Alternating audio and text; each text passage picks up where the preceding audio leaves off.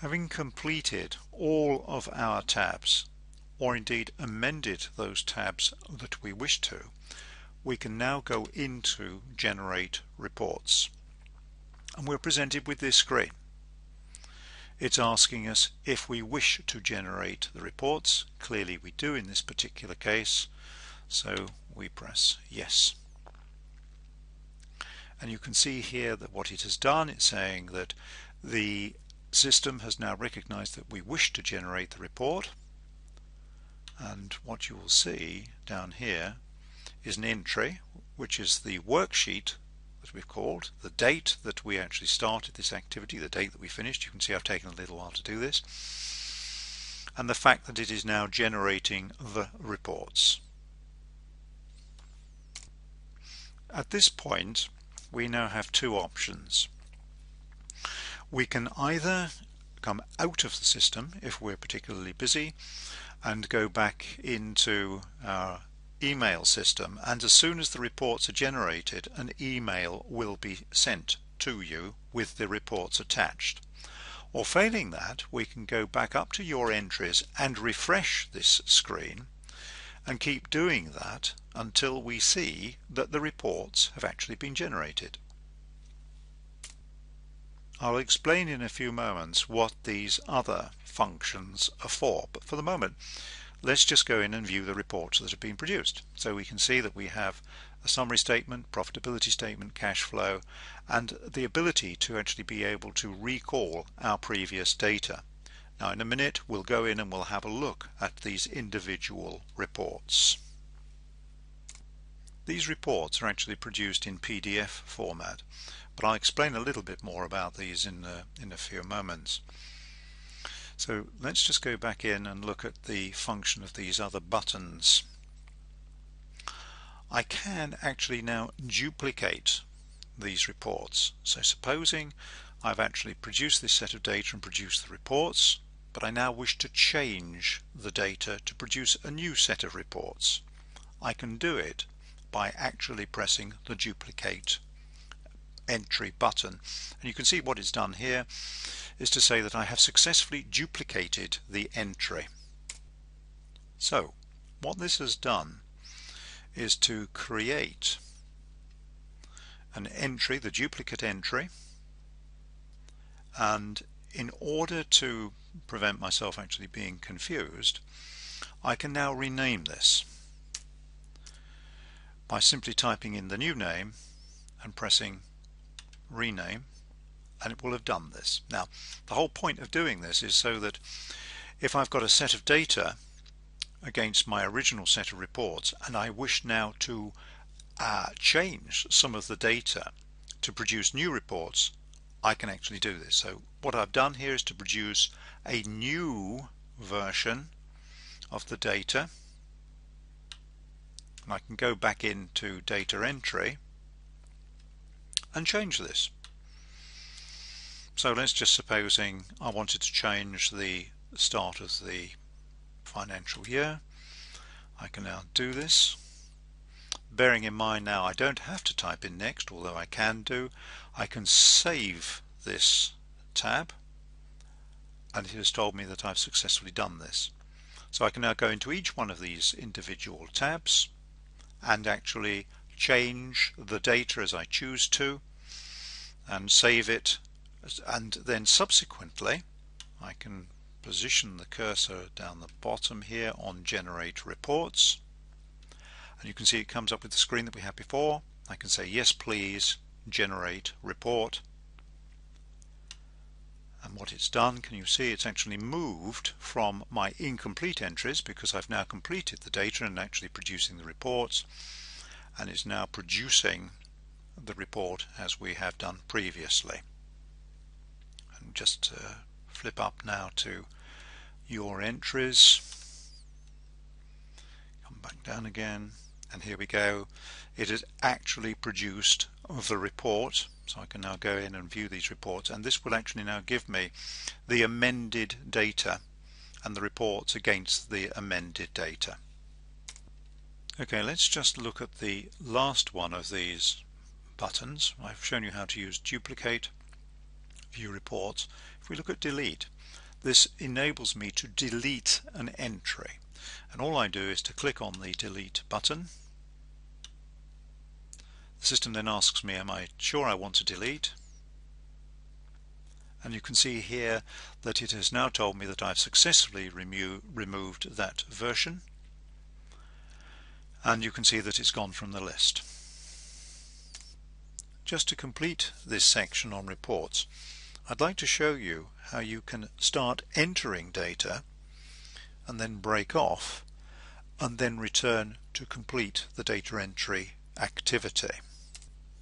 So, as before, we now enter a new worksheet,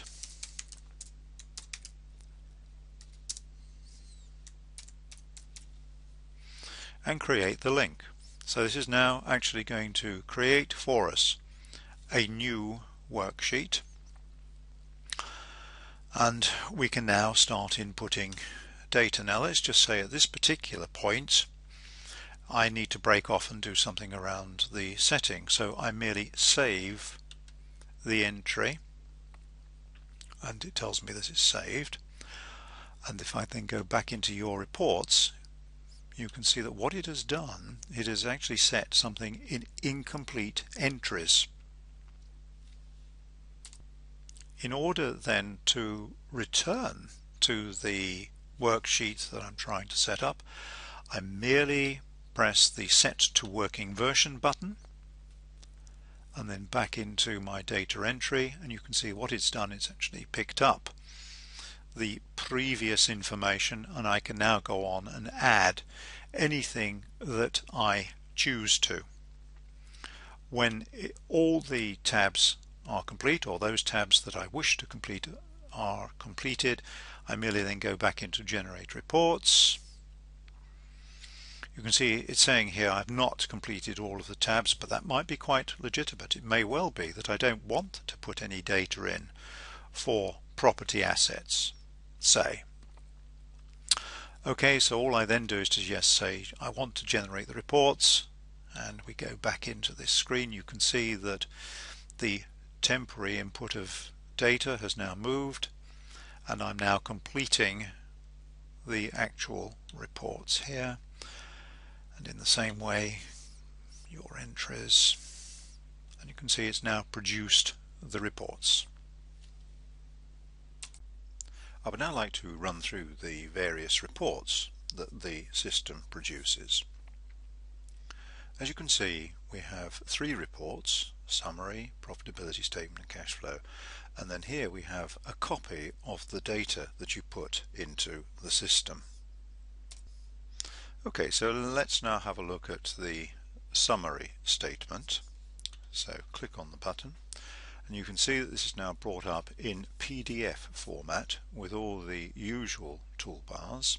So we can resize the screen, we can print, save, all the standard commands. So let's just resize this, perhaps just bring it up a little more.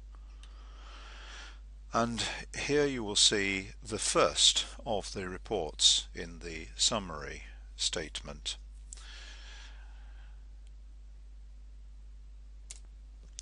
It's perhaps worth saying that the summary report produces overviews of the key business parameters, which you can see here. We've called it the key ratios, the profitability statement, the cash flow statement, and the staffing statement.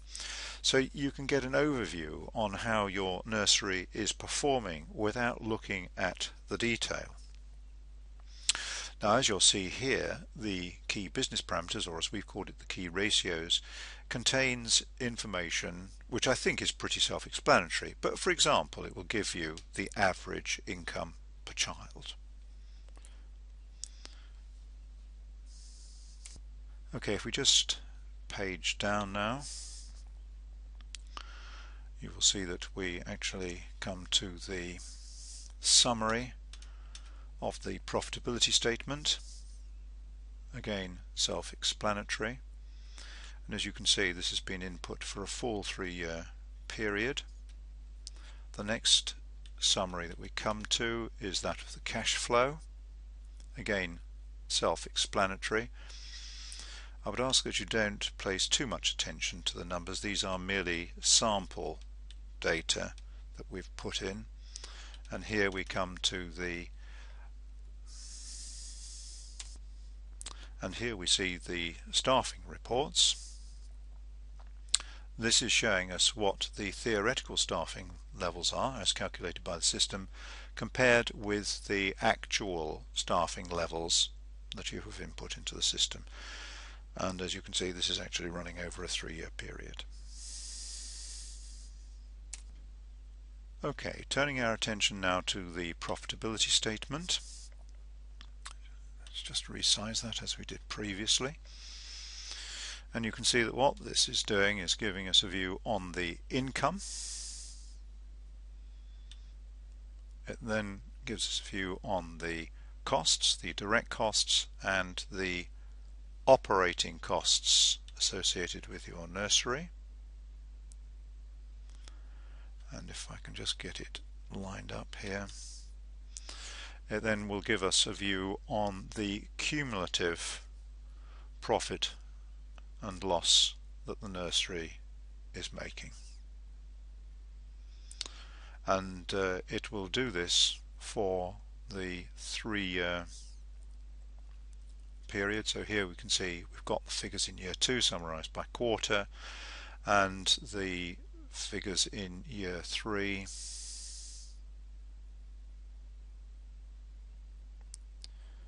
down here summarized annually.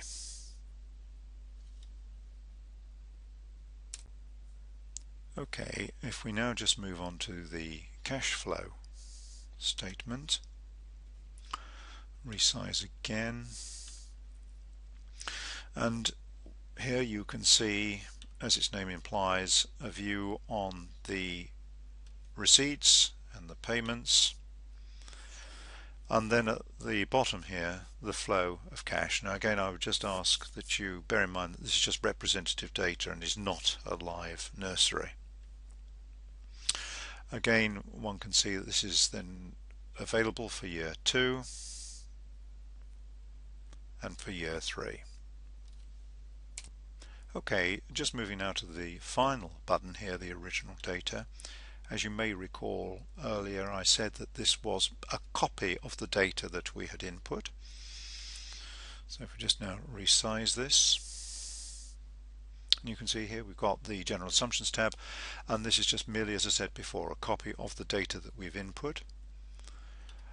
By clicking on this button, you can see we can now bring up all of the other tabs that we have input.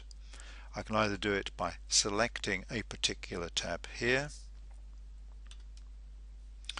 or I can position the cursor here to bring up the information.